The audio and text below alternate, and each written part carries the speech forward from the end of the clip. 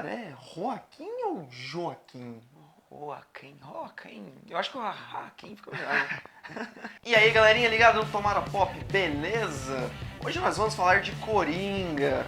E atenção, esse vídeo é pra quem já assistiu Coringa, porque ele é um filme muito rico, cheio de informações, é um filme corajoso que entrega muita coisa pra gente. Então aqui a gente vai tentar esmiuçar um pouquinho mais, trazer mais informações daquele filme pra você e pra gente poder conversar a respeito de filme. Porém, se você ainda não tá decidido, não se sente convencido a ir assistir o Joker, talvez esse vídeo vai te auxiliar a ir ao cinema. Então, se liga no vídeo de hoje.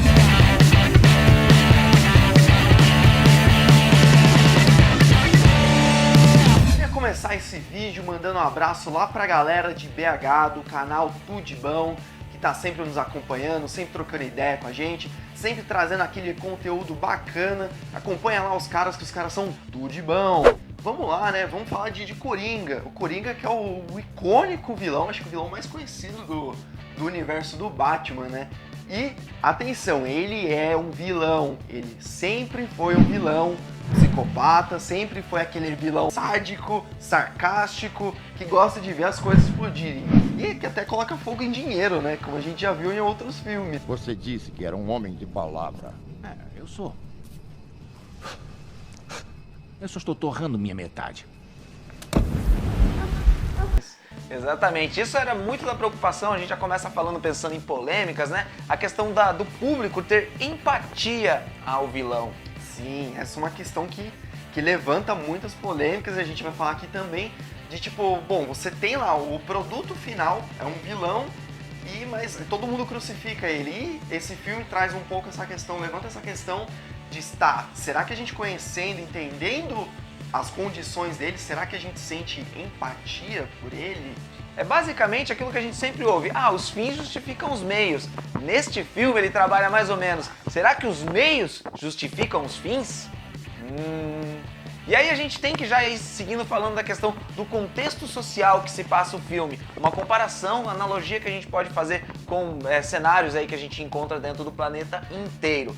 Basicamente a gente tem uma Gotham que está derramada em corrupção, que vive com o pessoal, o povo tá bem assim, tipo, buscando a questão de melhorias, né? Querendo que os políticos, as pessoas que têm poder, que façam alguma coisa. O filme é tratado desde o início falando sobre a questão da greve dos lixeiros. Que Gotham está um lixo devido a isso também. Para super ratos, nós precisamos de super gatos, né? Isso até vira meio que uma piada lá dentro do filme, mas que trata de um contexto sério, porque, bom, a Gotham, ela é tratada como o pior lugar do mundo, né? Todo aquele lixo pelas ruas, as pessoas roubando, tem muitos episódios de violência, e isso também reflete na vida de Arthur Fleck, que posteriormente vem a se tornar o Coringa, e a gente acompanha a história do ponto de vista dele, ele que tem uma doença mental, uma condição neurológica que faz ele ter aquele riso patológico, e isso também ele dá todo o tom do filme, né? Tudo que a gente vai seguir se desenrola a partir disso. E trazendo aqui para nossa realidade, como o PH comentou, essa analogia que faz com a situação que o planeta está passando, de negligência, principalmente das doenças mentais e de pessoas que portam, né, doenças mentais, elas são negligenciadas muitas vezes pela sociedade como um todo. Assim, por isso que eu digo que ele é um filme corajoso, um filme delicado. Complementando essa questão, a gente já passa rapidamente a premissa do filme. A premissa do filme, como o Luiz comentou, acompanha a vida de Arthur Fleck, interpretado por Joaquim Phoenix. E ele é um comediante que está buscando ali a sua carreira no stand-up, que mora junto com a sua mãe, mesmo já tendo mais de 30 e poucos anos de idade, e ele busca, sim, uma redenção nessa arte da comédia.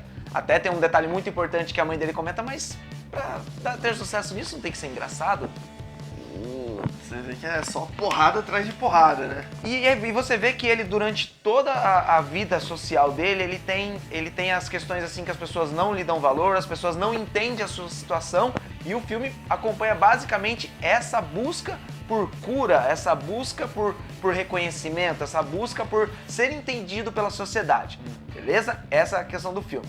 Apenas para complementar, tem também aquela questão de Ele tem um ídolo dele, que é interpretado por Robert De Niro, que no caso é o Franklin Murray. O Franklin Murray é um apresentador de talk show de comédia, muito famoso. E você vê até a parte do trailer ele comentando um vídeo do Arthur Fleck, né? E ele faz até uma piada. Agora a gente vai trazer pontos cruciais da história do filme, tá ok? Primeira coisa que a gente tem que falar, filme de origem. Não é um simples filme de origem, é sim o melhor filme de origem trazido até hoje. Tô sendo demais, assim, falando melhor filme de origem? Não, eu acho que cabe muito bem essa afirmação. Porque, aliás, nos quadrinhos, o Coringa ele não tem uma origem definida, Exato. assim, uma origem oficial. O que a gente aceita mais é a história da Piada Mortal, da HQ Piada Mortal, que tem muita referência aqui nesse filme. Tem uma frase icônica na Piada Mortal que fala: o que separa eu de você, no caso ele tá falando pro Batman, é um dia ruim. E nessa história desse filme não é só a questão de um dia ruim, são vários acontecimentos ruins. E aí a gente pode falar, sim, é um dos melhores, se não o melhor filme de origem feito até hoje. É, isso mesmo. E porque alguns argumentos que também contribuem com essa afirmação. Vários plot twists. Você tá acostumado a ver plot twists no final dos filmes, né? Você pega os filmes do Shyamalan, você pega alguns filmes aí que você vê, caramba, isso e tal. O filme ele te entrega vários pontos que te deixam pensando, pô, será? E isso é respondido ao longo do filme, que auxiliam na jornada do filme. A cada plot resolvido, ele cai em outra nuance ali do psíquico do Arthur Fleck. E já falando dessa questão da parte mental ali do Arthur Fleck, a gente tem que falar, claro, da interpretação de Joaquin Phoenix. Cara, que interpretação, Luiz. O Joaquin é conhecido por se entregar totalmente ao papel, né, de construir um personagem sólido, é quase que uma forma artesanal, né? Não desmerecendo os outros atores, claro, mas a forma com que ele constrói seus papéis, assim, são sempre memoráveis. Joaquin Phoenix, ele tem muitas facetas. Vocês perceberam que a gente ainda não se decidiu se é Joaquim ou Joaquim, né? Cada hora é uma coisa. Mas ele tem várias facetas durante o filme. Uma como ele é Arthur Fleck e todo o desenvolvimento do personagem, né? A questão do corpo dele, o físico dele fala muito durante o filme. Ele perdeu 23 quilos, né, pra fazer esse personagem. Então, a Pop trazendo curiosidade pra você. Tem até uma cena muito interessante no YouTube que você encontra que ele tá ali na hora gravando uma cena na cabine telefônica e ele tá ali totalmente imerso ao personagem. E quando eles terminam de gravar a cena, eles colocam ali um pano nele, tipo assim, ele tá ali, ó. Ele tá como personagem e demoram alguns segundos pra ele poder voltar a ser o Joaquin Phoenix. E isso dentro do filme você vê assim, coisas que ele faz, coisas que você já vê durante o trailer mesmo do filme, ele falando com a psicanalista dele. Cara, você não tá prestando atenção no que eu tô falando. Você pergunta só como é que tá o meu serviço, como é que estão os pensamentos negativos, e eu só tenho pensamentos negativos.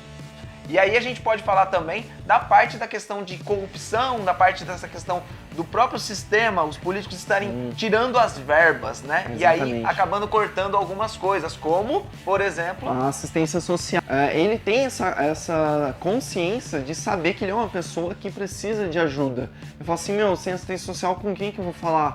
Com quem que eu vou pegar os remédios?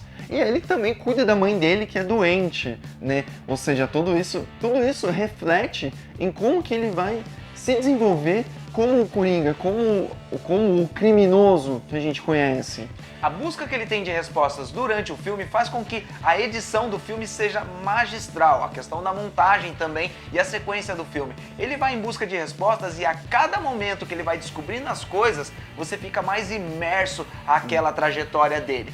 Tem uma relação dele com a vizinha dele, que é interpretada por Zazie Beetz, na verdade a Sophie Doman, que é muito, muito bem trabalhada no filme. Cara. Porque você tem assim, você fica naquela questão, pô, tal, ele consegue se relacionar com a vizinha e tal, tudo. E isso durante o filme é explicado de uma forma que você fala, que sensacional. Obrigado, Todd Phillips. Todd Phillips, que dirigiu filmes como Se Beber Não Case, sim, um filme de comédia, e também o filme Cães de Guerra. Cães de Guerra que tem Miles Teller e também Jonah Hill. Jonah Hill que está muito cotado para interpretar um dos vilões do próximo filme The Batman. E eu cravo aqui, aposta do tamanho da Pop, hein? que Jonah Hill não vai interpretar nem o Pinguim, nem o Charada. Ele vai interpretar o Chapeleiro Louco. Guarda isso aí, hein? Guarda isso aí. Ainda falando de interpretação, não dá nem pra gente pegar e falar assim, ele provavelmente vai ser indicado ao Oscar. Não, ele provavelmente vai ganhar o Oscar. Uma cena que aparece no trailer do filme, aquela cena que ele tá gargalhando dentro do trem, que é praticamente uma virada do filme, você vê ali lágrimas nos olhos do Arthur Fleck, no mesmo momento que ele está gargalhando. Ele tem essa questão patológica, essa gargalhada patológica, que ele anda até com um cartãozinho, que no começo do filme ele mostra lá, leia, né, e tal. Que ele, tipo assim, ele fala, não representa, as gargalhadas não representam o meu real sentimento. Eu tenho uma doença e tal.